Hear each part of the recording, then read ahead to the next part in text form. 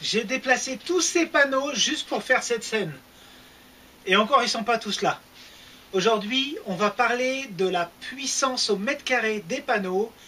Qu'est-ce que ça cache? Est-ce qu'on a vraiment eu une évolution technologique depuis des années?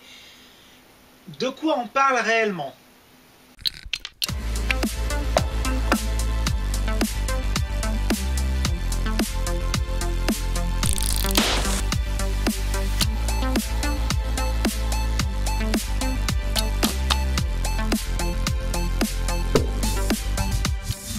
Il est évident que depuis 10, 15, 20 ans et peut-être depuis le début de la création des panneaux solaires et de leur invention, la taille des panneaux solaires et leur puissance n'a cessé d'augmenter.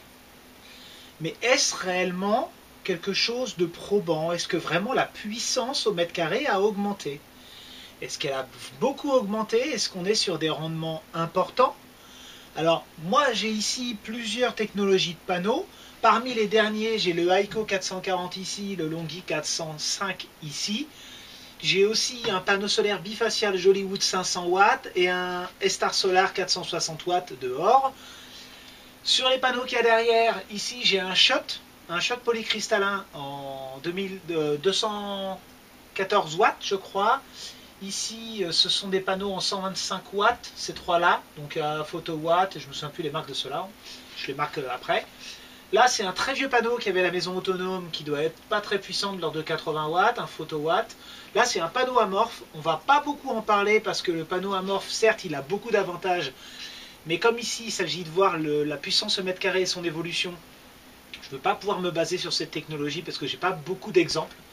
Même si j'en ai posé pendant des années, on était souvent entre 30 et 90 watts le mètre carré. Et c'était rarement plus.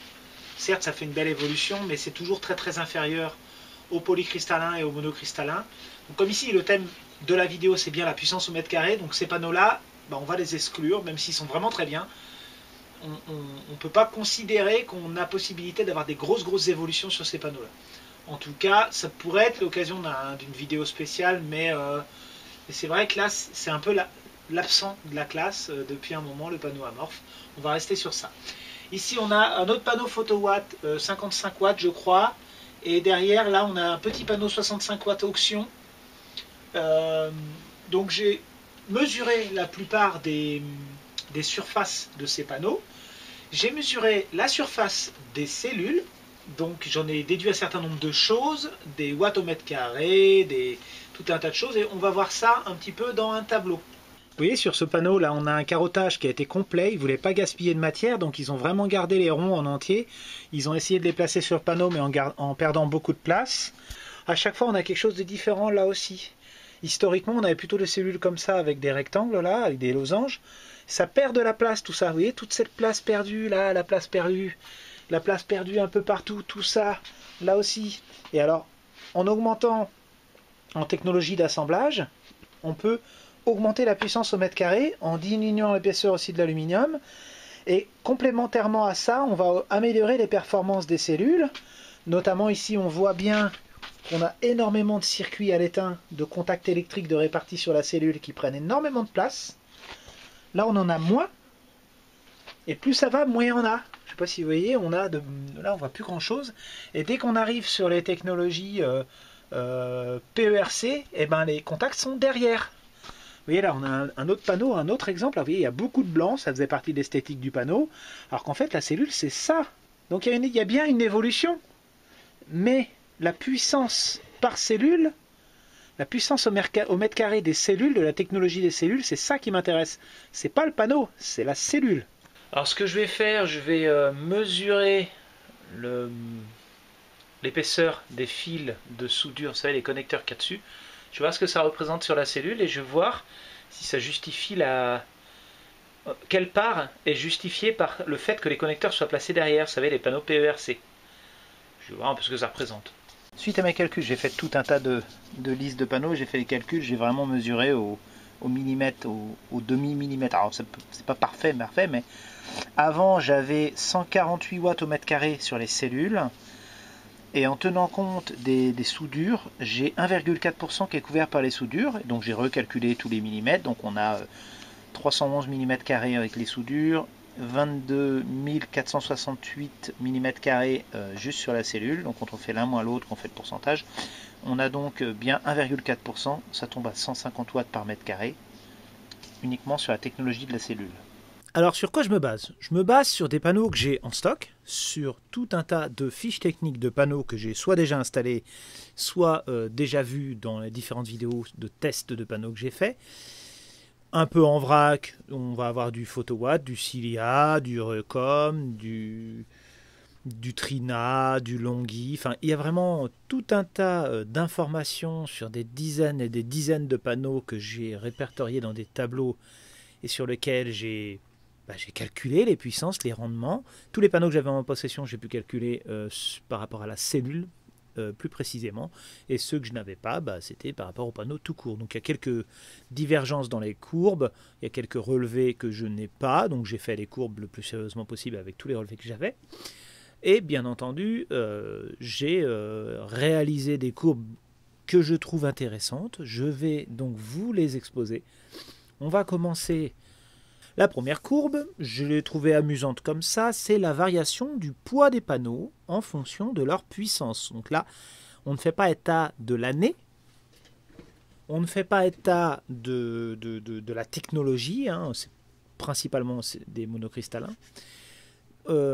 Mais vraiment, plus on avance dans le temps, plus la puissance des panneaux a tendance à augmenter. Donc on peut considérer que les watts crête, c'est un petit peu l'évolution des watts crête dans le temps. Donc au fur et à mesure que le panneau augmente de puissance, il augmente de taille. Donc il aurait pu augmenter de poids. Alors il augmente effectivement de poids, mais il n'augmente pas proportionnellement à sa puissance. Donc pour faire un peu plus simple, vous voyez que les panneaux de 100 watts qui sont à 15 kg, quand ils arrivent à 700 watts, ils ne sont pas 7 fois plus puissants, 7 fois plus lourds. Ils sont un petit peu plus que 2 fois plus lourds. Donc on voit que le poids augmente, mais en même temps, il se modère. C'est-à-dire qu'on arrive à augmenter la puissance sans pour autant augmenter le poids de manière drastique. Toutefois, bien entendu, lorsque je posais des panneaux de 200-300 watts qui faisaient 20 kg, c'était déjà 15-20 kg, c'était déjà bien lourd. Aujourd'hui, nous proposer des panneaux de 700 watts à plus de 35 kg, je ne suis pas Hulk, on est sur des panneaux qui vont dépasser les 3 mètres carrés. Au niveau de danger, voilà, je pense que c'est des panneaux qui vont se réserver à des applications mécanisées, avec des grues, des systèmes avec ventouse, des automates. Enfin, on n'est pas sur du panneau qu'on pose soi-même. Il faut au moins être deux.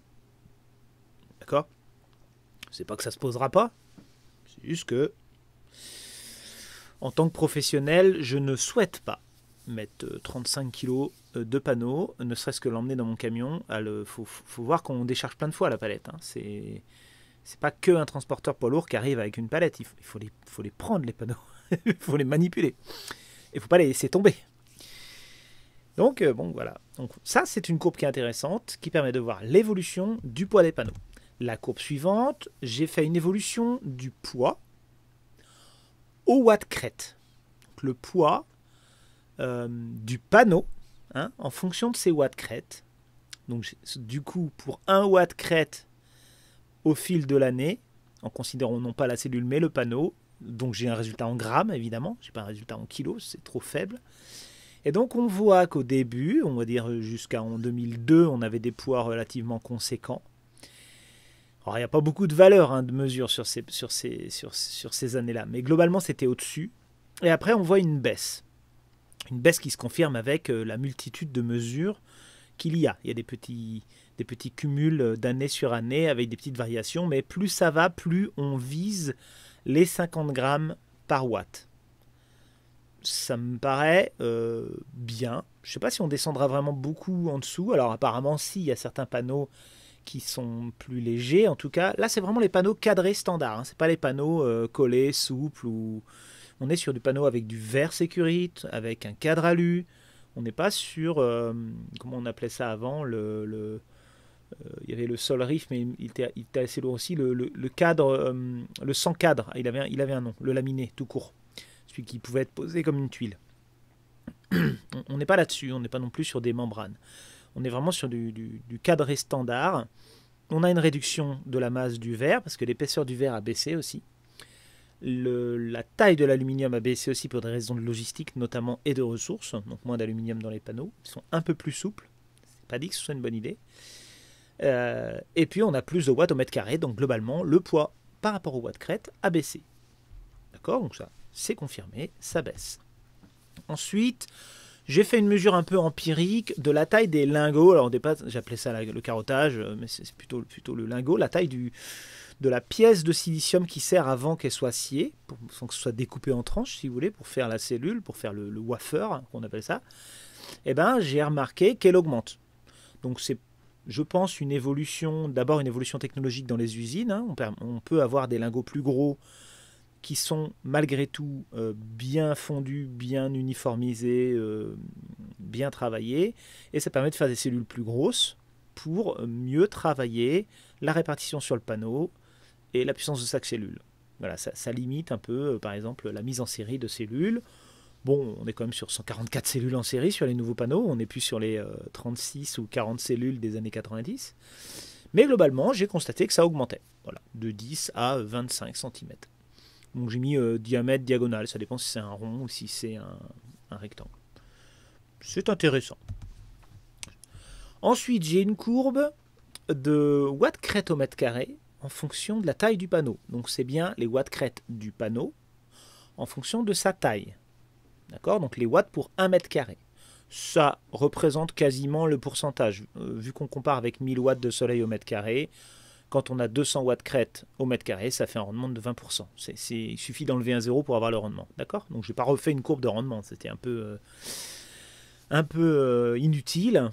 Donc on voit qu'en fonction de la taille du panneau, en watts, en bas, 100, 200, 300, 400, 500, 600 et 700 watts, un peu plus de 700 watts, on a un rendement différent. Alors, comme historiquement les panneaux de petite taille sont les panneaux les plus anciens, c'est logique qu'on ait un rendement au mètre carré qui était plus faible, et que les gros sont plutôt les plus récents, donc c'est logique qu'on ait un rendement plus élevé. De temps en temps, il y a des petites pics, des sautes dans la courbe, parce qu'il existe aussi des panneaux de 100 watts aujourd'hui. Il existe aussi des panneaux 150 watts aujourd'hui, qui sont issus de la nouvelle ligne de production, donc ils sont quand même plus petits, qui sont placés différemment dans la courbe. Mais bon, globalement, sur le nombre de panneaux que j'ai regardé, ça se tient. On est quand même avec une hausse de puissance au mètre carré. On n'est par contre pas si élevé que ça. On est passé de, on va dire, 100-150 watts au mètre carré à 240 watts au mètre carré. On n'est pas sur quelque chose d'astronomique non plus. On n'a pas doublé. On n'est pas arrivé aux 30%. Et d'ailleurs, à ce propos, je vous invite à aller voir une vidéo du Defecator qui est très bien expliquée. Je crois que le titre, c'est le panneau solaire ultime. Et dans cette vidéo, on a vraiment les courbes. On a les courbes, les évolutions de la technologie. On va avoir aussi les rendements maximum par technologie qu'on peut atteindre.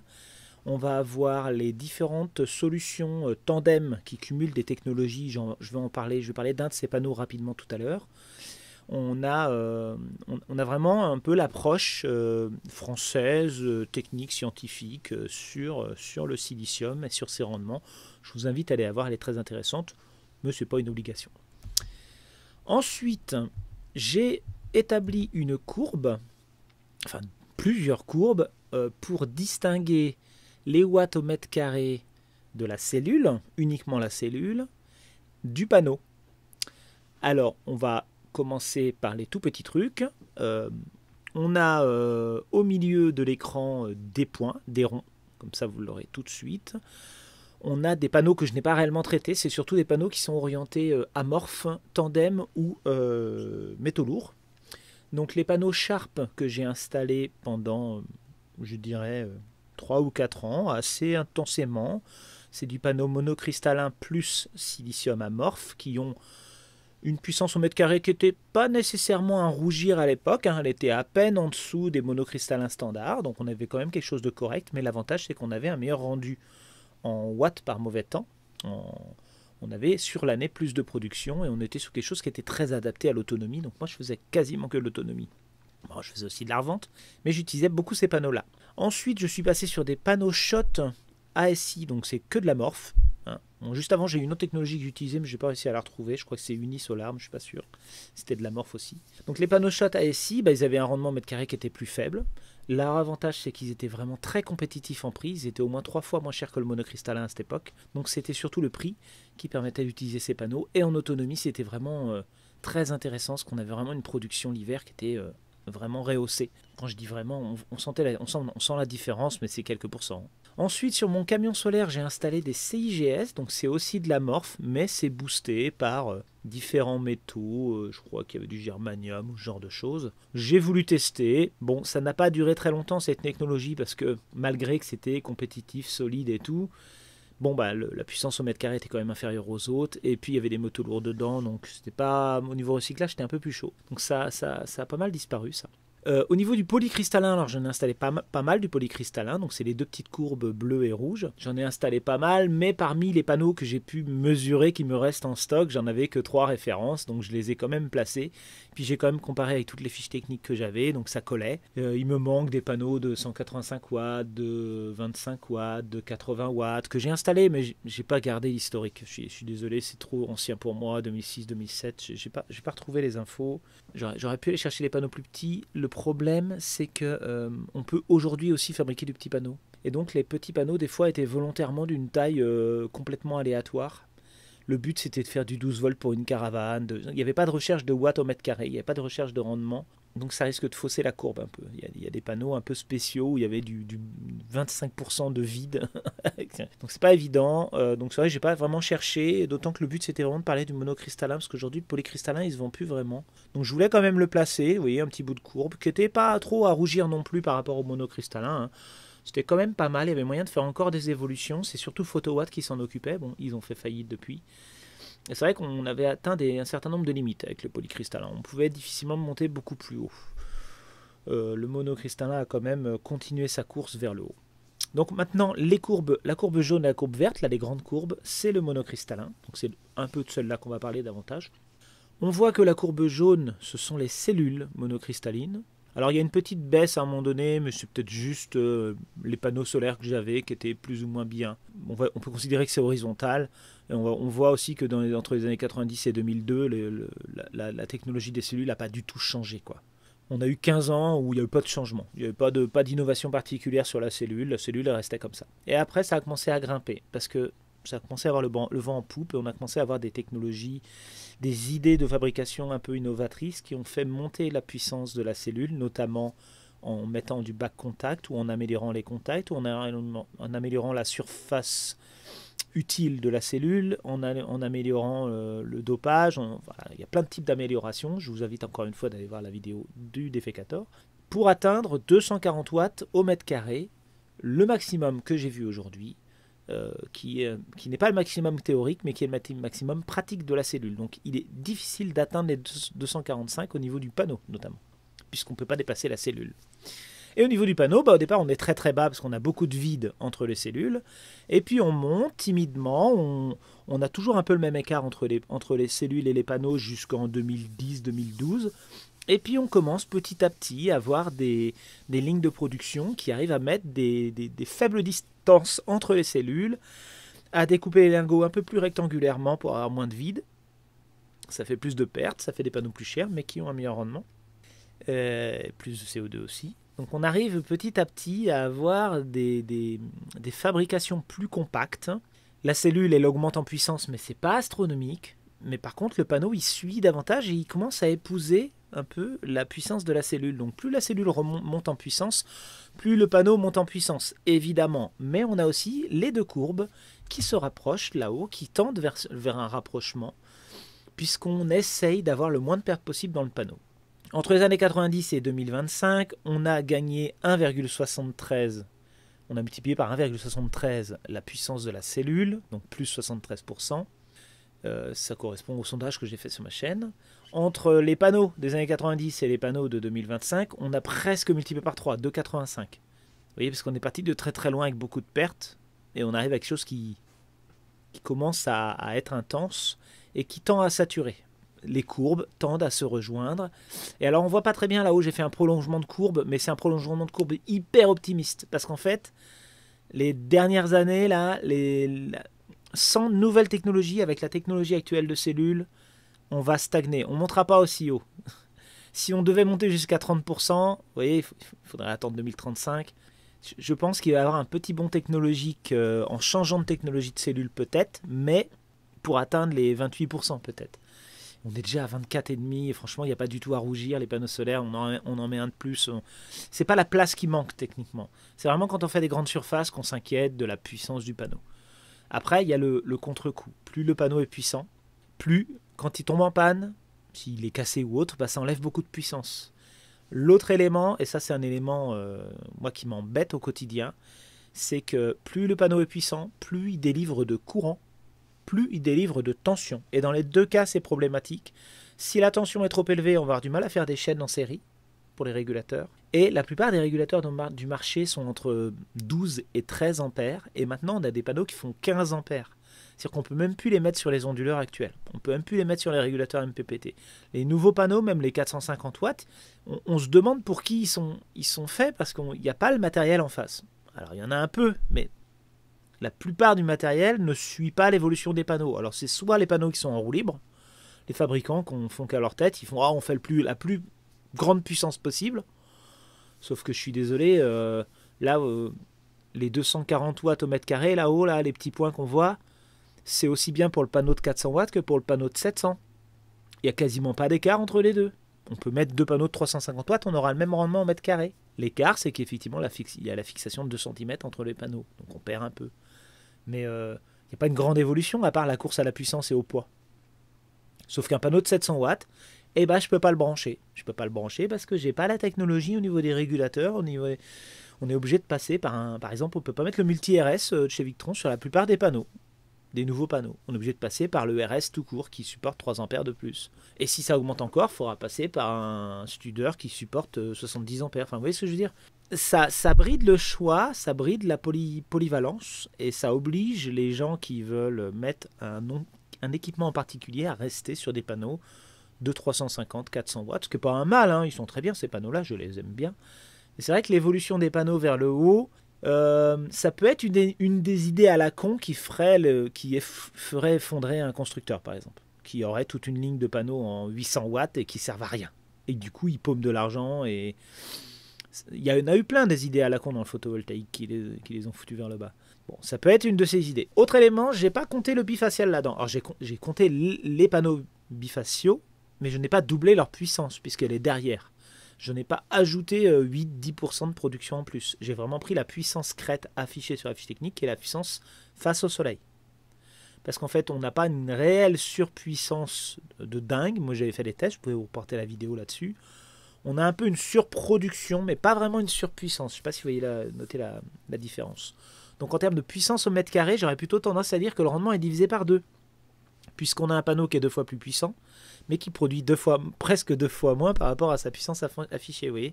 Donc j'ai préféré juste pas tenir compte de la puissance qui est à l'arrière. Mais parce qu'en fait, on a doublé non pas la surface au mètre carré, mais la surface de contact du soleil. Enfin, c'est un peu le contraire des autres panneaux, donc on ne peut pas l'inclure de la même manière dans le calcul. Mais pourquoi pas. Donc je pense qu'on est à la fin là. On a un petit peu la visu sur ces panneaux. Alors effectivement, vous voyez, tout ce qui est PERC, les soudures à l'arrière ont joué pour 1,5%, ce qui est beaucoup, 1,4% pardon, d'évolution. Donc très bien. Plus ça allait, plus il y a ça qui jouait. Mais il y a eu d'autres éléments et je suis assez content de cette évolution qui n'est pas si violente que ça et qui n'est pas si élevée que ça par rapport à ce que disaient les constructeurs. Il faut quand même savoir relativiser. Ça fait quand même quelques années, je dirais 5 ans, un peu plus de 5 ans que les rendements sont les mêmes, quasiment les mêmes. On trouve quelques panneaux qui sortent du lot, on a toujours des panneaux neufs qui sont en dessous des 20%. On ne peut pas toujours crier victoire là-dessus, il faut rester relatif. En espérant avoir répondu à vos questions sur ce point-là et en vous disant à la prochaine dans une nouvelle vidéo.